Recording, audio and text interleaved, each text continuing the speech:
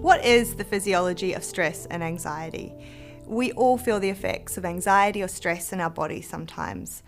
Our heart might start pounding, our muscles can get tense, sometimes we get sweaty or shaky hands, our breathing may get faster and shallower, and we can feel restless, on edge, and irritable. Sometimes we might feel nauseous, or our stomach might feel like it's tied up in knots. These are all physiological responses to stress. In fact, our body has developed this response to stress over time as a survival mechanism. You might have heard of the fight or flight response, and that's exactly what's happening in our bodies during these times when we feel stressed or anxious. Fight or flight, and sometimes even freezing, kick in when we experience a situation as frightening or threatening. These kinds of situations don't just involve physical threat to our body, but also when we might feel threatened socially. For example, when we worry about what other people might be thinking about us, or how we might perform when giving a speech or playing in a concert, or meeting people for the first time. Even just anticipating those kinds of situations in the future can be enough to set off the stress reaction in our body. So why does our body do this? Well, these physiological responses are meant to prepare us to fight, run away, or to freeze when we sense threat. Before modern society developed, this response in our bodies was actually a really useful tool. Being physically ready to run away from a wild animal or to fight to protect our tribe, all within a moment's notice, may have meant the difference between life and death. The thing is, we don't really need to do either of those things in the modern world we live in, especially in social situations. So when we start experiencing these physiological reactions to stress, we can understand them as an old and important system which evolved to help us survive threatening situations. But what can we do to reverse this stress response in our bodies when it occurs? How can we turn off this physiological reaction, which can be uncomfortable, unsettling, and which can make it hard to concentrate on the things we need to do in our day? I want to talk to you about 2 different relaxation techniques that you can use when you notice yourself starting to feel stressed in your body: deep breathing and progressive muscle relaxation. So why use relaxation strategies? Relaxation strategies work by using your physiology, for example your breathing or your muscles, to signal to your brain that you're not actually in danger. By slowing down your breathing or purposely relaxing your muscles, you can turn off that stress response. Relaxation strategies are great because once you learn how to do them, you can do them anywhere. Relaxation strategies may also be used as part of your daily routine. For example, you might find that doing a breathing exercise every night before you go to bed will help you to let go of some of that stress we accumulate during the day. And we know that by lowering the stress we feel in our body, we can actually reduce the amount of anxiety we experience overall. The first strategy is the use of breathing. There are many different breathing exercises you can use to create the relaxation response, such as different types of yoga breathing, bubble breathing, and meditation-based breathing. A good place to start, though, is with deep breathing. Deep breathing is about reversing the pattern of breathing that we find ourselves in when we're stressed or anxious.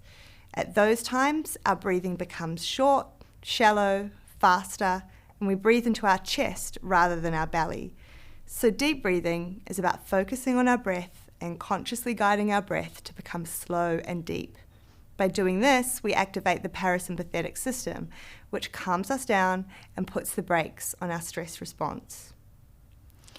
To do a deep abdominal breathing exercise, follow these steps. First, get comfortable in any position. You might like to lie down or sit somewhere quiet, and put your hands on your chest and stomach. Next, exhale completely through your mouth. Begin by breathing in through your nose and focus on breathing into your stomach rather than your chest.